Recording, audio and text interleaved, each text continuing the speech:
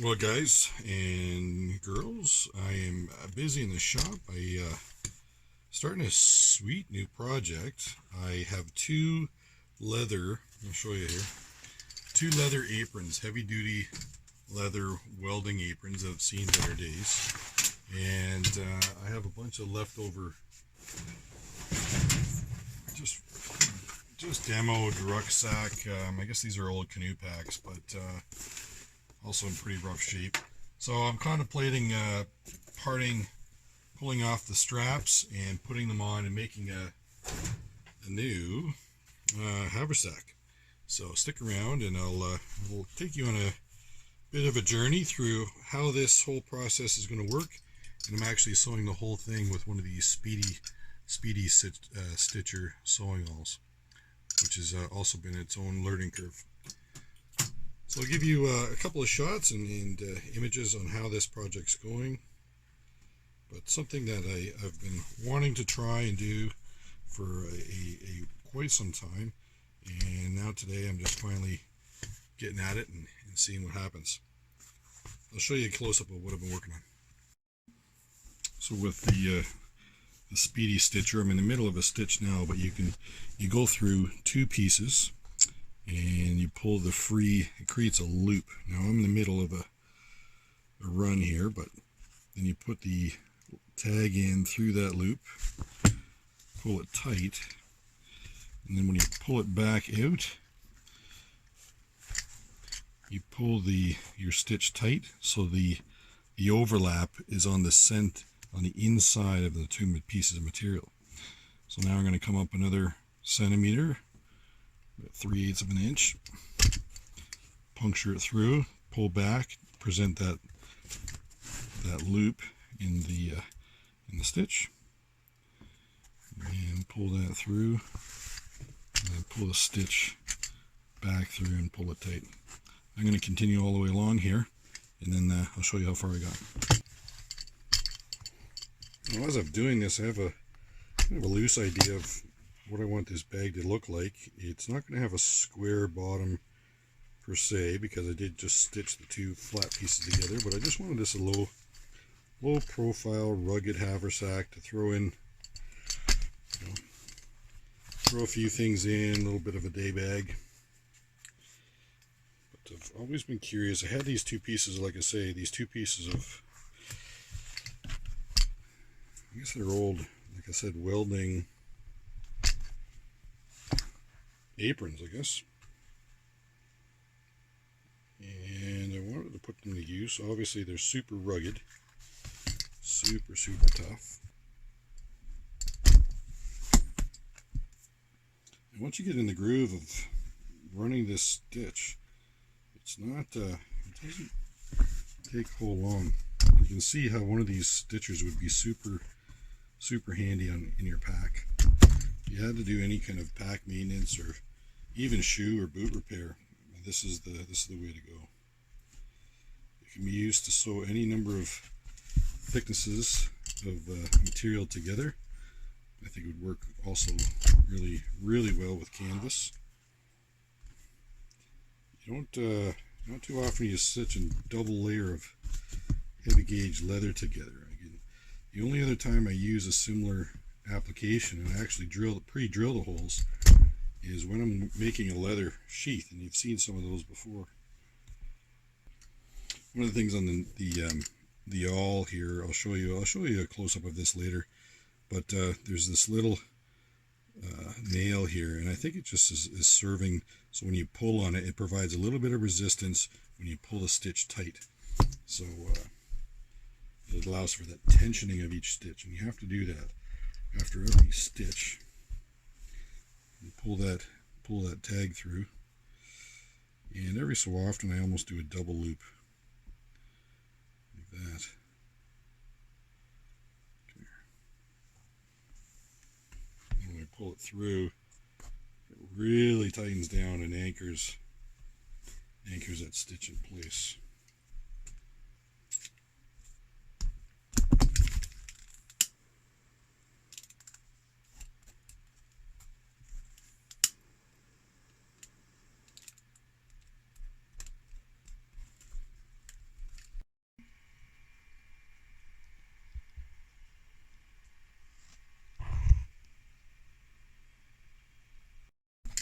So I'll show you how I start it. So what we're going to do is we have our stitching stopped here, and we've got to go all the way to the top. So I'll show you how I start, and I'm going to overlap this stitch. I'm going to punch back through just where we were before.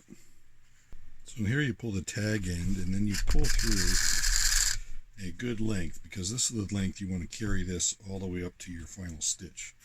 So you don't want to leave that short. And then you can see how it starts just in a loose hole like that. And then you pull it back, allow it to pull through, and back up on your stitch slightly. It creates that loop. And you put your tag end through that loop.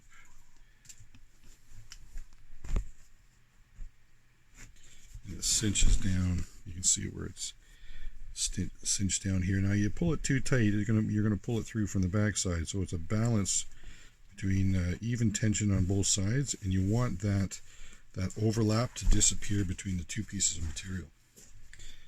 And then I'm just going to come up here another 3/8. I push through and come back, and the thread actually binds, creates that loop, and through the loop, and pull tight.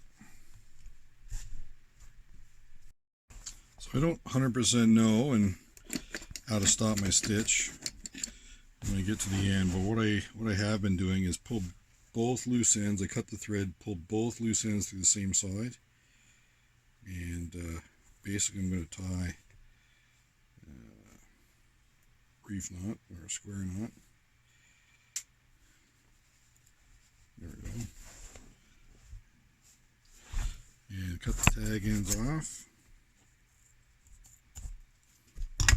And then we're going to melt them together right down into the knot. There we go. And it creates a very seals the end, so to speak. Before I start, just give you a quick look at the awl here. This end on threads, and inside it houses two other needles, and then the thread runs up inside. Leftover wax peeled off inside. Anyways, the needle you put it in there and just tighten it down just like you would a drill bit, basically.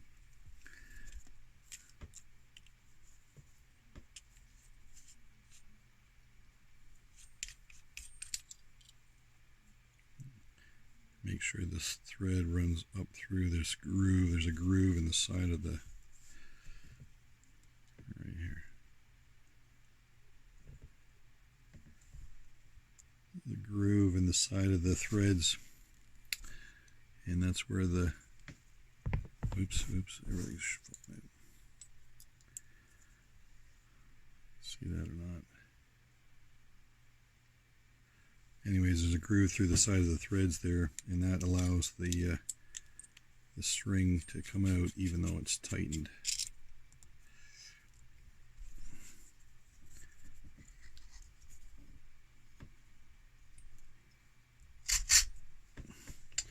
Now on the back here, this is where you pull off the end, and your bobbin is tucked away in the back end here. So, and then this just keeps it in place.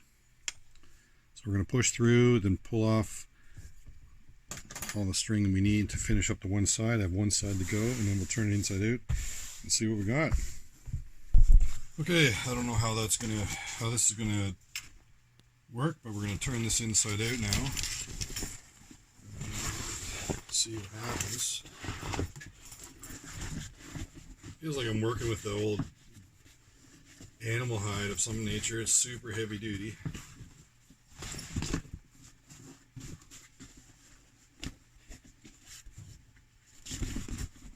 have to push the corners out to find their home, I guess.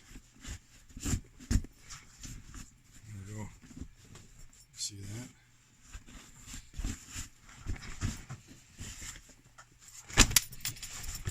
And the top flaps here, which used to be the apron, I guess the neck part of the waist part of the apron, they're going to make a perfect fold over. And then this is normally the part that would go over your head. This part's going to flip over and make a natural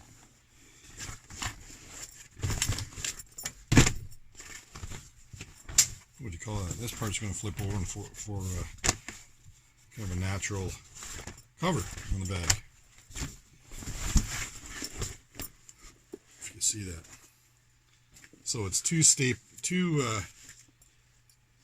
of these aprons, these welder aprons, stitched together, folded inside out, and the waist apron, the waist belt, is going to fold that nice drawstring, and you even have the grommets in the right space. And then the part that would go around your neck is going to be the fold over, and then I just need to sew on some buckles. And this is going to be a nice little haversack.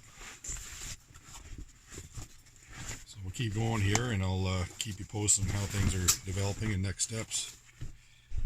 Okay, we've just cut all the buckles off my old canoe pack, and they were well, I didn't take much to pull them off. Everything was rotten and the stitching was let go, but yeah, it gives us a super great kind of material to start over and breathe new life into this pack. So anyways, we're going to measure it all where these need to go, and I still have to work on the flap here, and yeah, it's coming together, so we'll keep you posted here.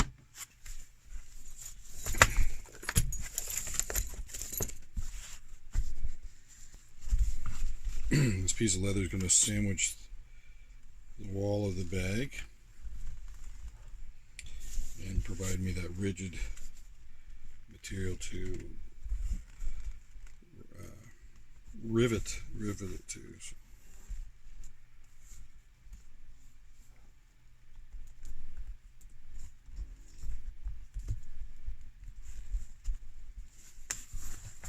There, like that. Cut that pattern out.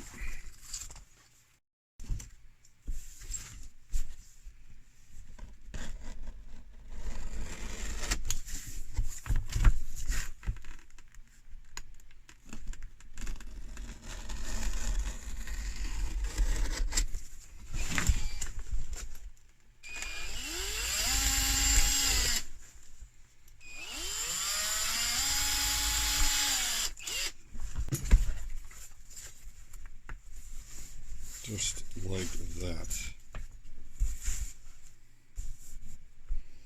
Alright, we're going to have to move to the floor, at least I have to, so I can get the hammer and set all these in proper. I've got to make sure I have the little dome shaped punch and the little receiver for the rivets.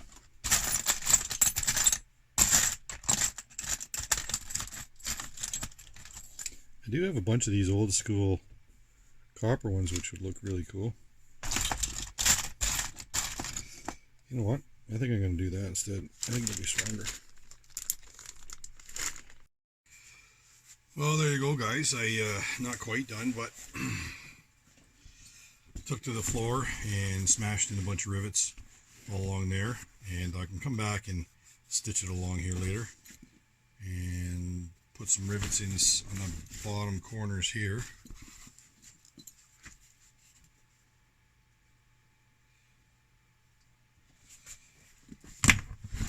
And the back, I still have to put on the buckles on the front here. They're going to mount there and there, and this is going to be a nice little bushcraft haversack. The only thing I'm kind of concerned about right now is if the leather is it's awfully brittle. So, but these canvas straps are super, just cotton straps are super strong. So I might get into a situation where I swap these out or make new ones. These are pretty frail. I don't know if I can soak them to bring the life back to them or not, and then after that, whether I even trust them after that. But there you go. It's quite the build. Took me a few hours, but there you go. Even has the apron straps for the drawstring across the top to draw it in. I have an extra flap here, which was the front. Obviously they're matching, but when I have a gear in, I can flip that down over top, and then the left and right straps come together. I can cinch them together, and that folds all up like that. There we go, a couple of little buckles on the front, and we'll be all done. Okay, as you can see, there is the inside flap, and that can close up over top of your gear. That was one lid of the apron, and the sides, the belt loops of the apron. Okay, we can pull those across, do them up, and this is the other belt loop for the apron. This side I'm going to stitch in, and there we go, stitched on the buckles and straps, and that's it. DIY bushcraft bag.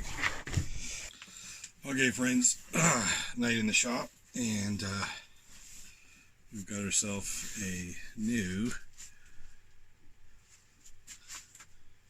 bushcraft pack, if you will.